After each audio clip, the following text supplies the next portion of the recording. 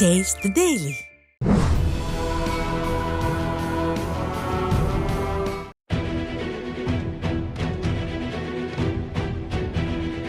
எத்தனையோ விளம்பரங்கள், எத்தனையோ மார்க்கெட்டிங் யுக்திகள், எத்தனையோ மயக்கும் பேச்சுக்கள், இவை அத்தனையுமே வீணாய் போய்விட்டதே.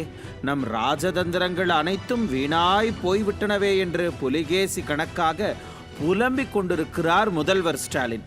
கடந்த 2021 சொன்னதை போல ஏதாவது பொய் மூட்டைகளை அவிழ்த்துவிட்டு எப்படியாவது ஆட்சியை பிடித்துவிடலாம் என்று பகல் கனவு கண்டு கொண்டிருக்கிறார் ஸ்டாலின். அதன் வெளிப்பாடுதான் அடுத்ததும் நாங்க தான் ஆட்சி என்று பிதற்றிக் கொண்டிருக்கிறார்.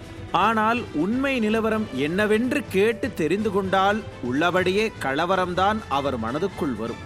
அந்த அளவுக்கு திமுகவுக்கு எதிராக மாறிக்கொண்டிருக்கிறது அரசியல் களம்.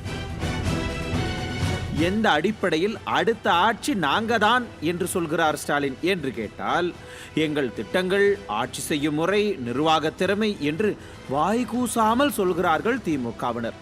திட்டங்களா?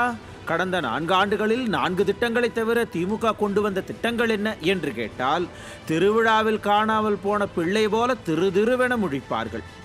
சரி, ஆட்சி செய்யும் முறை என்று சொன்னார்களே, அது என்ன ஸ்பெஷல் என்று பார்த்தால், உதயநிதியை துணை முதல்வர் ஆக்கியது, அவர் நண்பரை அமைச்சராக்கியது போன்ற வாரிசு அரசியலை அங்கீகாரமாக்கியதை விடுத்து வேறு என்ன இருக்க முடியும்?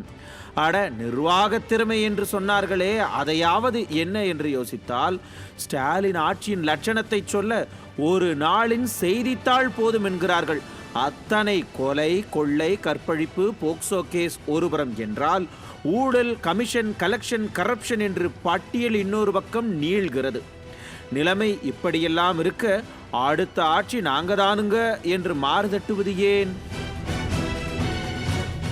சரி, ஒருவேளை தேர்தல், வாக்கு, கூட்டணி, கணக்கு என்றெல்லாம் வரும்போது ஏதாவது வாய்ப்பு இருக்கிறதா என்று யோசித்து பார்த்தால், கடந்த தேர்தலில், அதாவது 2021 தேர்தலில் திமுக கூட்டணிக்கும் அதிமுக கூட்டணிக்கும் இடையிலான வித்தியாசம் வெறும் 3 லட்சம் வாக்குகள் மட்டும்தான். அதுவும் 10 ஆண்டு காலம் ஆட்சி செய்து வருடத்திற்கு 30,000 போராட்டங்களை அனுமதித்து புரட்சி தலைவி மறைவு போன்ற மிக பெரும் அரசியல் நிகழ்வுகளுக்கு பிறகும் அதிமுக கூட்டணி 75 இடங்களை கைப்பற்றி இருந்தது. ஆனால் கூட்டணி கட்சிகளை மட்டுமே நம்பி களத்தில் இறங்கிய திமுக அதன் கூட்டணி கட்சிகளின் தயவால் வெற்றி பெற்றது. இப்போது கூட்டணியிலிருந்து எந்த கட்சியாவது வெளியேறினால் அது இன்னமும் பல்வேறு சிக்கல்களைத்தான் தரும் திமுகவுக்கு. அப்படியானால் தேர்தல் கணக்கீடுகள் அடிப்படையிலும் திமுகவுக்கு வெற்றி இருப்பதாய் கண்ணுக்கெட்டிய தூரம் வரை அறிகுறிகள் தென்படவில்லையே.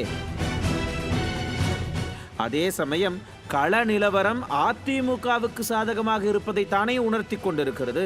எதிர்க்கட்சி தலைவருக்கு பெருகும் ஆதரவு, போராட்டங்களுக்கு கிடைக்கும் வரவேற்பு, அவரது நடவடிக்கைகளுக்கு கிடைக்கும் பாராட்டுக்கள் என்று களம் அதிமுகவுக்கு சாதகமாகவே இருக்கிறது. மேலும் தன்னெழுச்சியாகவே திமுகவுக்கு எதிரான மனநிலைக்கு மக்கள் தள்ளப்பட்டு விட்டதும் அதிமுகவுக்கு கூடுதல் பலம்தான். அதனால்தான் திமுக சரிவை நோக்கி நகர்கிறதோ என்ற சந்தேகம் எழுகிறது. ஆக பகல் கனவு காண்கிறாரா ஸ்டாலின்? அரசியல் களம் அதிமுகவை நோக்கி நகர்கிறதா? திமுகவின் சரிவுகளுக்கு காரணம் என்ன என்ற கேள்விகளுக்கு மக்கள் அன்றாடம் சந்திக்கும் பிரச்சனைகளே பதில். நியூஸ் ஜே செய்திகளுக்காக இணையாசிரியர் மனோஜ்குமார் கோபாலன்.